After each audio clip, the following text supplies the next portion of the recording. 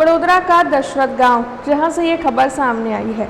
दरअसल वहां पर एक दिन पहले एक शख्स ने कचरा जलाया था, जिसकी वजह से जहरीली गैस उत्पन्न हुई और लोगों को सांस लेने में दिक्कतें होने लगी।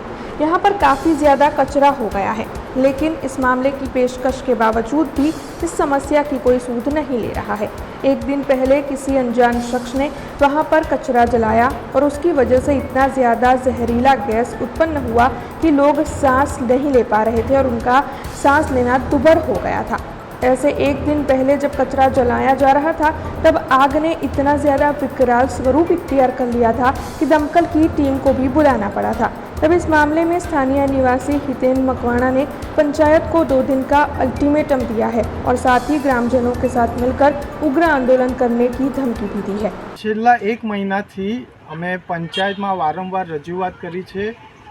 कचरो अहींया जे ठालवे छे नजीकमां ज રહેઠાણ વિસ્તાર जे आश्रे 10,000 वस्ती रही है, ते छतां पण पंचायतनुं पाणी पेटनुं पाणी नथी हलतुं के वुडावाने वारंवार रजूआत करी छे। वुडाना कॉन्ट्राक्टरोने रजूआत करी छे કે તમે અહીંયા જે કચરો નાખો છો, તમે જોઈ શકો છો કે રોડ ઉપર કચરો આવે છે, પાછળ જે ગાયો એક કચરો વેસ્ટેડ એટલો છે કે પ્લાસ્ટિકને બધું ગાયો ખાઈ રહી છે, તો એ પ્લાસ્ટિકને એ પેટમાં એકઠું થઈને ફૂડ પોઈઝનિંગ થવાની પણ સંભાવના છે। એ જ ગાયોનું દૂધ આપણા રહેઠાણ વિસ્તારો, આપણા જે ગ્રામજનો છે એ લોકોને પીવા માટે આપવા માટે આવે છે।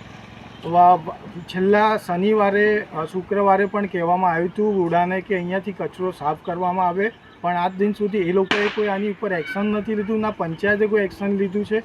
રાત્રે આ જ કચરાને બાળવામાં આવે છે અને ઝેરી વાયુ ઉત્પન્ન થઈને ગ્રામજનોને આનાથી ઘણી તકલીફ અને શ્વાસનું પ્રોબ્લેમ થાય છે।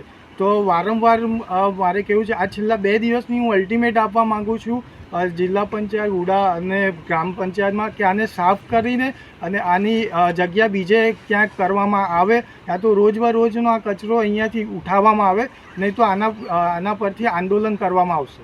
हमसे जुड़े रहने के लिए हमारे YouTube चैनल को सब्सक्राइब करें और नई वीडियो की नोटिफिकेशन के लिए बेल आइकॉन को दबाएं।